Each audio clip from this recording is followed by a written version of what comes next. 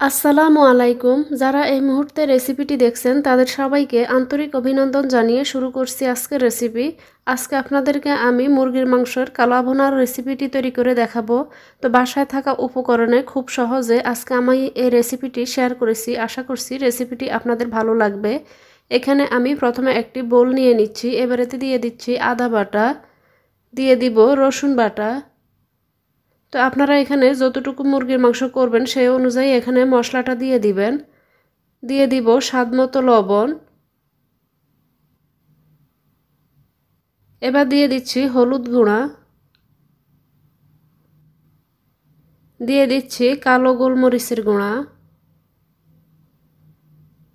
মাংসের মশলা,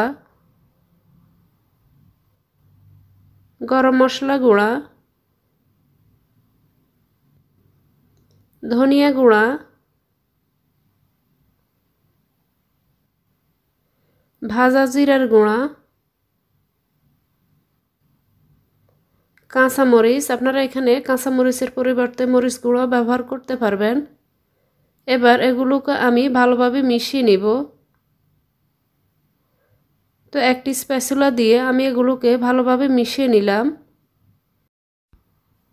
এবার এতে দিয়ে দিব টমেটো। টমেটোগুলো দিয়ে আবারও আমি এগুলোকে খুব ভালোভাবে মিশিয়ে নিচ্ছি।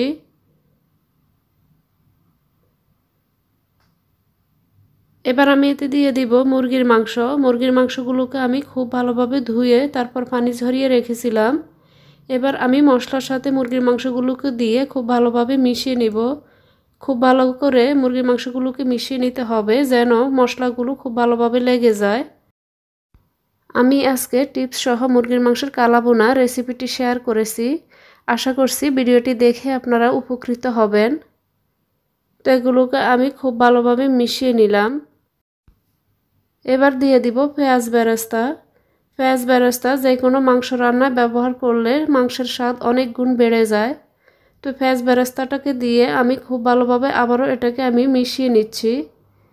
তো মিশিয়ে নেওয়া হয়ে গেলে আমি এটাকে 20 থেকে 25 মিনিটের জন্য রেস্টে রেখে দিব। তো আমি এগুলোকে এবার 20 থেকে 25 মিনিটের জন্য রেস্টে রেখে দিচ্ছি।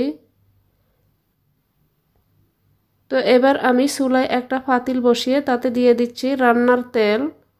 দিয়ে এখানে আমি কিছু গরম মশলা নিয়েছি। আমি এখানে আস্ত কিছু গরম মশলা দিয়ে দিলাম।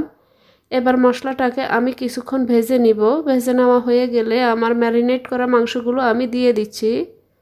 তো চুলার আঁচ মিডিয়ামে রাখবো। চুলার আঁচ মিডিয়ামে রেখে আমি মাংসগুলোকে রান্না করে নিব। তো আমি তেল দিয়ে তেলের সাথে আমি মাংসগুলো খুব ভালোভাবে মিশিয়ে নিচ্ছি। মিশিয়ে নিয়ে মিডিয়াম আঁচে আমি এগুলোকে রান্না করে নিচ্ছি। তো ঢেকে দিব। আমি এগুলোকে খুব ভালোভাবে মিশিয়ে তারপর ঢেকে আমি এগুলোকে রান্না করে নিব।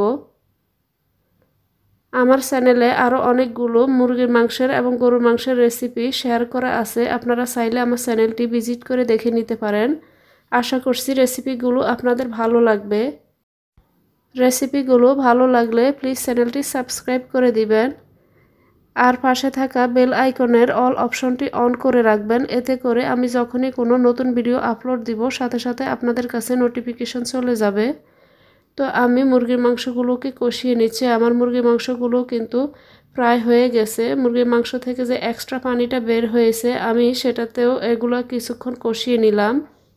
তো মুরগির মাংসগুলো যখন এরকম শুকনো হয়ে যাবে তখন আমি এতে সামান্য কিছু পানি দিব। পানিটা খুব বেশি দিব না, অল্প পরিমাণ পানি দিয়ে আমি এটাকে রান্না করে নিব। তো আমি এখানে অল্প পরিমাণ পানি দিয়ে দিচ্ছি। আমি এখানে গরম পানি দিয়েছি। গরম পানি অল্প পরিমাণ দিয়ে এবার পানিটাকে আমি শুকিয়ে নিব।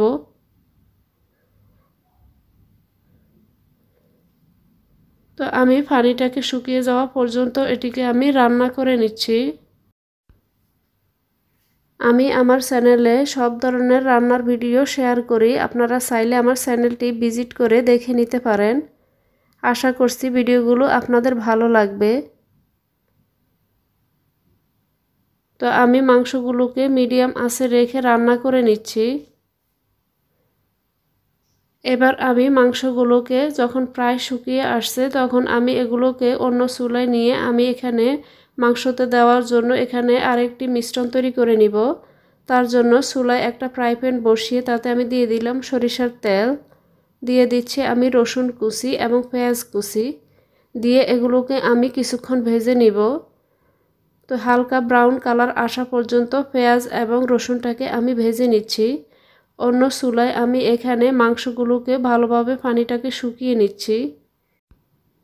মুরগির মাংস কিংবা গরুর মাংসের যখন আপনারা কালাভুনা তৈরি করবেন তখন কিন্তু এরকম সরিষার তেলের ফোড়নটা দিতে হয়, এতে করে কালাভুনায় কিন্তু খুব সুন্দর একটা কালার আসে।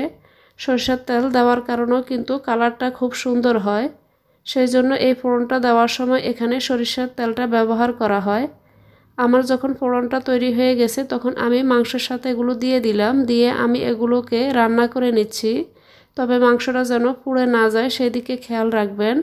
মিডিয়াম আঁচে রেখেই আমি কিছুক্ষণ পর উল্টে পাল্টে কালাভুনার কালার আসা পর্যন্ত আমি এটিকে রান্না করে নিব। এবার এতে দিয়ে দিচ্ছি আমি ভাজা জিরার গুঁড়া। রান্নাটা যখন আমার প্রায় হয়ে গেছে তখন আমি এতে মশলাটা ব্যবহার করলাম। এবার দিয়ে দিচ্ছি আমি ধনিয়া গুঁড়া।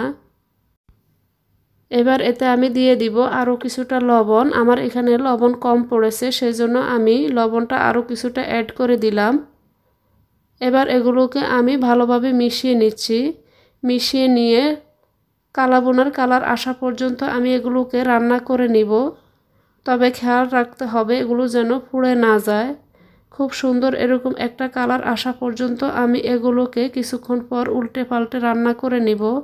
আমার রান্নাটা হয়ে গেছে, এ পর্যায়ে আমি চুলার আঁচটা বন্ধ করে দিলাম। এতক্ষণ এই রেসিপিটি দেখার জন্য সবাইকে অনেক ধন্যবাদ। আল্লাহর কাছে সবার সুস্থতা ও মঙ্গল কামনা করে আজ এখানেই বিদায় নিচ্ছি। দেখা হবে ইনশাআল্লাহ পরবর্তী কোনো নতুন এবং সহজ রেসিপি নিয়ে। আল্লাহ হাফেজ।